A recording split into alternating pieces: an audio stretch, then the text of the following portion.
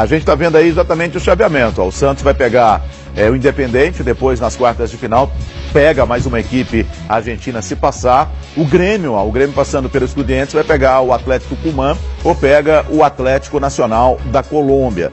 Esses aí já são os chaveamentos, são os 4 primeiros jogos. Aí a gente passa para o outro lado, a gente tem o Colo-Colo encarando o Corinthians, né? O Corinthians define em casa, o Cerro Porteño pegando a equipe do Palmeiras, né? O Cerro Porteño joga a primeira em casa. E aí a gente tem Flamengo e Cruzeiro. O Cruzeiro define em casa e o Boca jogando contra o Libertad do Paraguai. O Libertad define em casa. Então no chaveamento aí a gente pode ter Flamengo ou Cruzeiro encarando o Boca e do outro lado a gente pode ter um Corinthians e Palmeiras. Marco de Vargas. Que coisa, hein? Alguém se deu bem, alguém se deu mal, mas isso é do sorteio, né? Sorteio é assim. Eu concordo com os colegas, esse confronto aí, Flamengo e Cruzeiro, seria legal evitar, mas como é sorteio, uma pena. Agora, uma coisa é bacana, né? Aqui nos canais Fox Sports, só grandes jogos nas oitavas de final da Libertadores da América. É uma competição que está totalmente aberta. A gente vai ter a volta a partir do dia 8 de agosto com grandes jogos e as torcidas brasileiras aí já fazendo uma projeção, né? De repente eu a gente tem um Boca e o Flamengo, Boca e Cruzeiro, um Corinthians e Palmeiras nas Corinthians e Palmeiras final. Eu acho muito provável. Eu acredito no Corinthians contra o Colo-Colo, assim como acredito no Palmeiras passando pelo Cerro Porteño. Eu acho muito provável. Flamengo e Cruzeiro não dá para arriscar.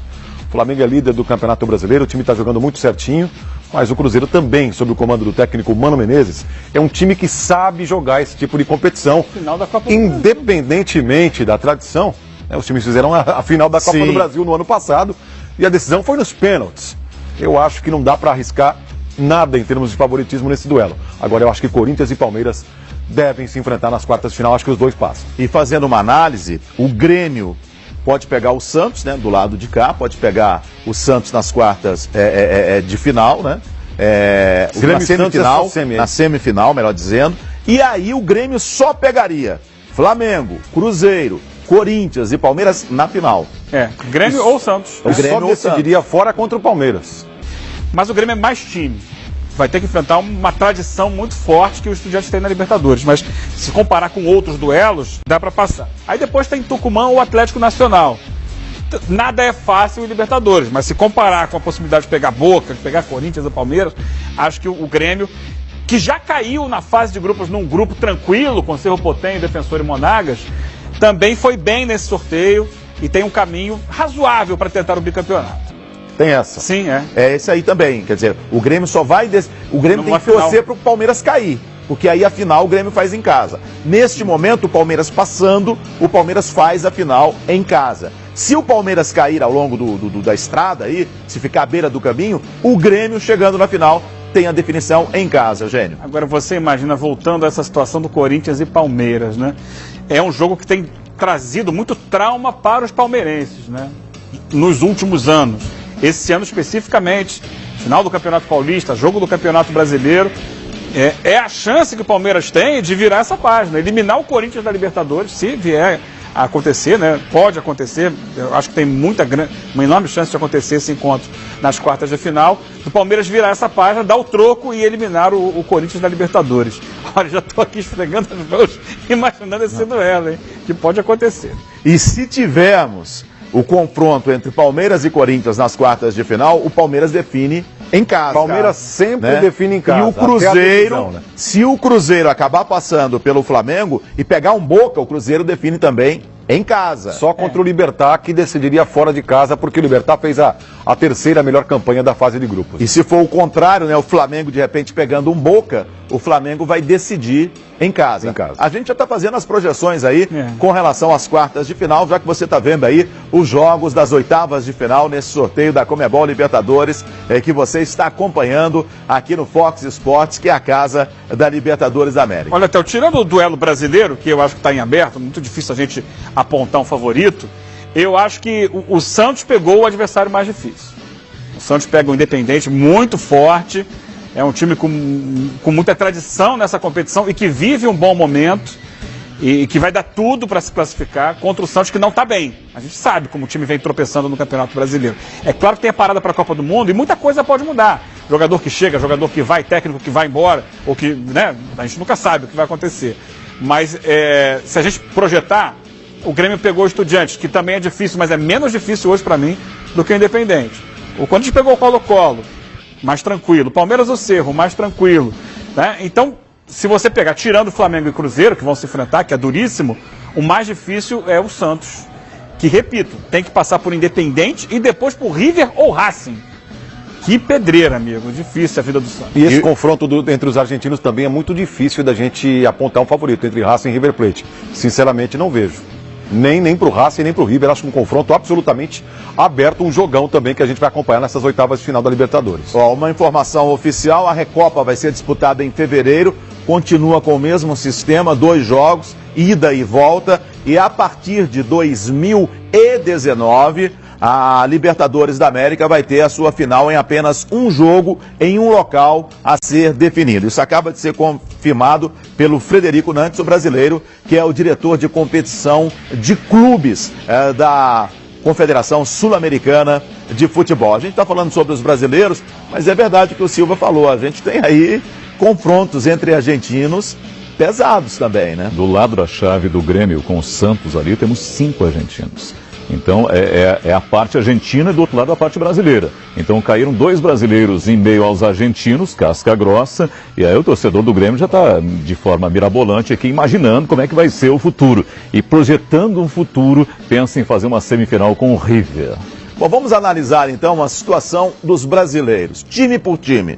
O Palmeiras joga a primeira fora de casa contra o Cerro Porteño do Paraguai, que não tem título de Libertadores da América, e define a sua classificação em casa. Palmeiras, favoritaço? Palmeiras é favorito, indiscutivelmente, mas jogar com o Cerro lá na casa dele é uma pedreira. É um time com excelentes resultados desde que reformou seu estádio, né? La Nueva Odia tem capacidade para 45 mil torcedores hoje, e lá ele ganha quase sempre. O Grêmio teve dificuldades lá, inclusive, no jogo da fase de grupos.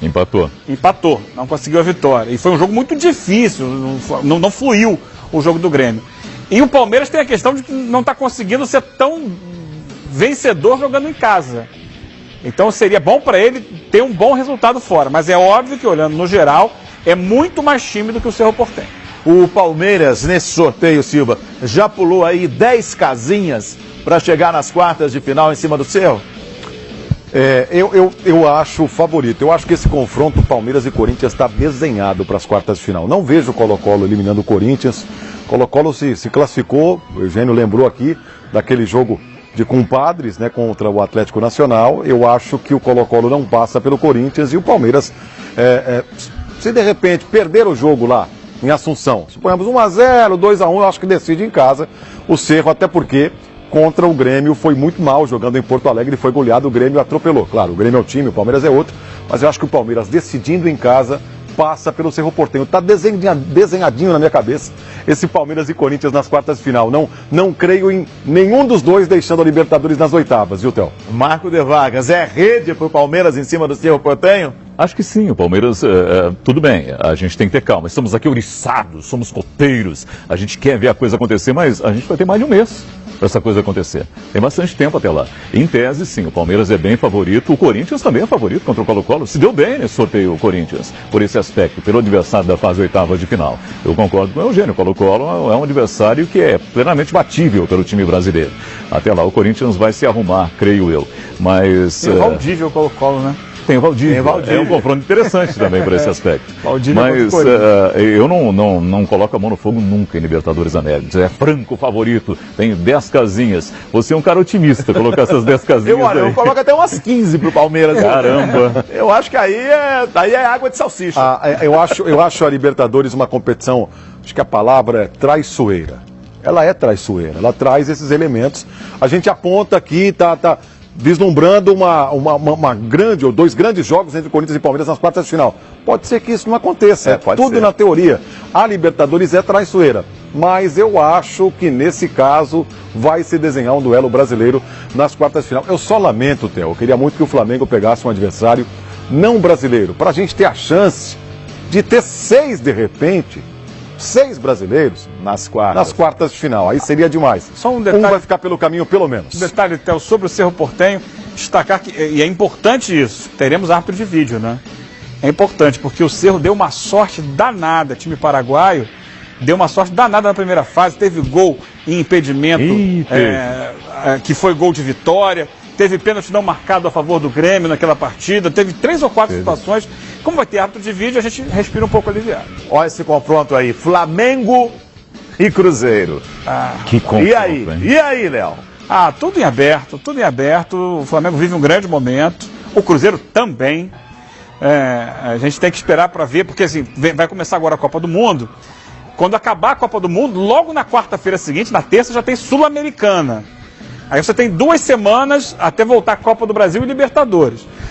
E o Flamengo só deve jogar dia 8, Flamengo e Cruzeiro, porque os dois jogam a Copa do Brasil dia 1º de agosto, dia 8 pela Libertadores. E pode ser que o Flamengo não tenha o Vinícius Júnior, né? Vinícius Júnior e outras situações. A gente não sabe, essa janela de transferências vai estar aberta, né?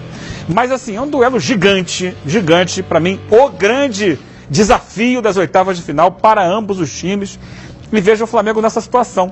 Porque tem, ao mesmo tempo, os jogos com o Grêmio na Copa do Brasil que serão duríssimos. Que mês, né? Valeu, Gênio Leal, valeu, Silva Júnior, valeu, Hotel. Marco de Vargas, um abraço para você que vai continuar aqui no Fox Sports.